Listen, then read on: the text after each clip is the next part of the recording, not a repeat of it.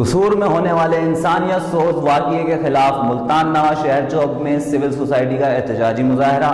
مظاہرین کا معصوم زینب کے قاتل کو فوری گرفتار کر کے عبرتناک سزا دینے کا مطالبہ۔ رپورٹ کر رہے ہیں ملتان سے فاروق ملک۔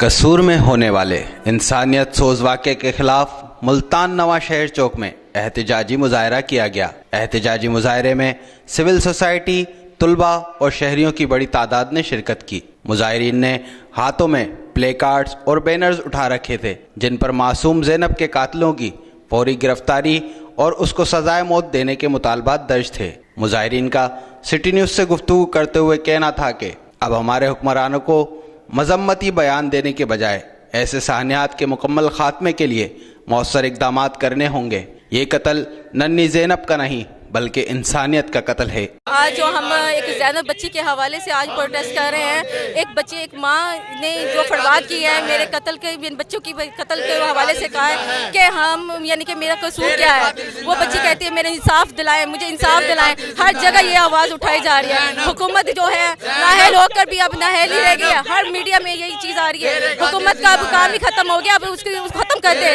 ہماری پنجاب کے حوالے سے دیکھا جائے تو ہمارے پنجاب میں بھی کچھ نہیں ہم کر سکتے۔ ہمیں چاہیے کہ اس طرح کے جو بھی ہے حادثے جو ہو رہے ہیں اور زیادہ اس طرح کی پیدا نہ ہو ہماری دنیا میں۔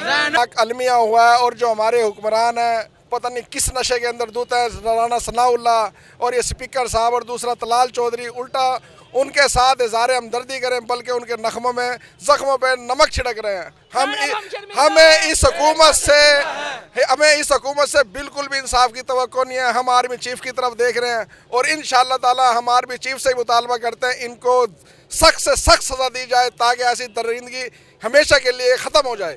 مظاہرین نے اس بات کا اعادہ کیا جب تک زینب قتل کیس میں انصاف نہیں ہو جاتا تب تک احتجاج کا سلسلہ جاری رکھا جائے گا۔ ہم لواحقین کے غم میں برابر کے شریک ہیں اور تب تک چین سے نہیں بیٹھیں گے جب تک اس میں انصاف نہیں ہوتا۔ فاروق ملک، سٹی نیوز، ملتان۔